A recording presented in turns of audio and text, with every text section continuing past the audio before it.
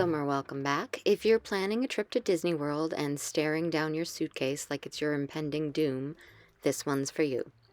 Today we're talking about how to actually decide what clothes to pack and how much to bring without spiraling into a midlife crisis in the process. We'll also cover what not to bring. As a travel agent who specializes in Disney, Universal, and cruise vacations, this information comes from my lived experience.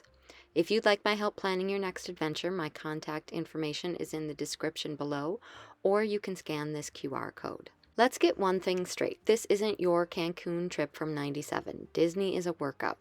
It's hot, it's humid, and if you're bringing kids, it's also tiny humans that are hot, humid, and sticky from a Dole Whip. So for me, packing Disney isn't about looking cute, it's about surviving in style. Yeah, bring the ears, but bring your A-game basics too. Here's what I call the rule of threes. 3 park outfits.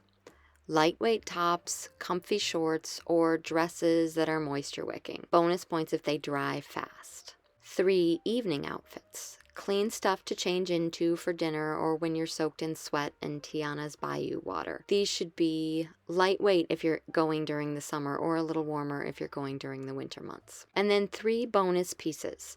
1 extra top, 1 extra bottom, and a nicer option for a fancier night. That's 6 to 7 outfits total, more than enough for a 5 to 6 day trip. If you're staying longer than that, plan to do a load of laundry on your rest day. And don't forget the little clothing refresher sprays. You know, that magic mist to keep your shirt smelling less sweaty bridge troll and more fresh off the rack, because sometimes you just need a quick pick-me-up before dinner or that nighttime parade. Here are your non-negotiables. Comfy walking shoes, broken in, not brand new.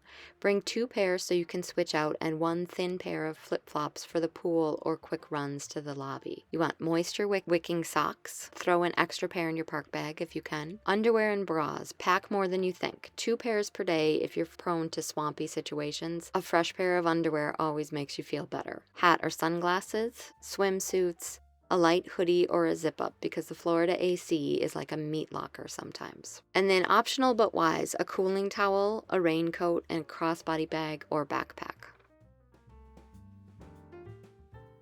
Don't pack a new outfit for every single day if you're okay re-wearing some things. Plan to do laundry or hand rinse things.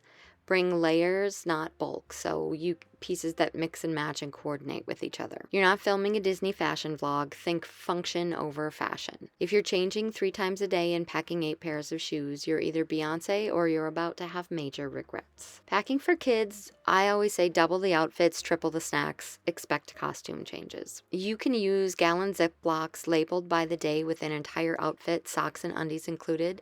This way you can hand the child or another adult the bag and they have everything they need to get changed. As a bonus, you can toss an extra outfit into your stroller or backpack for a quick change at the park. Reuse the bag for dirty clothes. If the single-use plastic option isn't your thing, you can roll up an entire outfit and wrap a rubber band around it and then put them in a packing cube. Add at least 1 extra shirt and undies per day.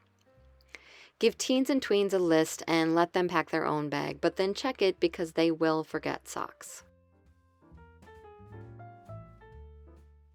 Jeans, you'll regret them by 10 a.m. Brand new shoes, don't test drive your shoes at Disney, you're looking for a blister. Fancy clothes for just in case, save the dry clean only drama. This also includes costumes if you're an adult. Disney doesn't want anyone confusing you with the real Cinderella. Don't bring clothes that are itchy or tight or don't breathe. The heat and humidity will only make it worse. And then lastly, don't bring 6 pairs of shoes. This isn't a red carpet tour. There you go. I hope this has helped you prepare to pack smart and pack light. Please like, subscribe, and drop your worst overpacking story or your best packing tip in the comments. Thanks for watching.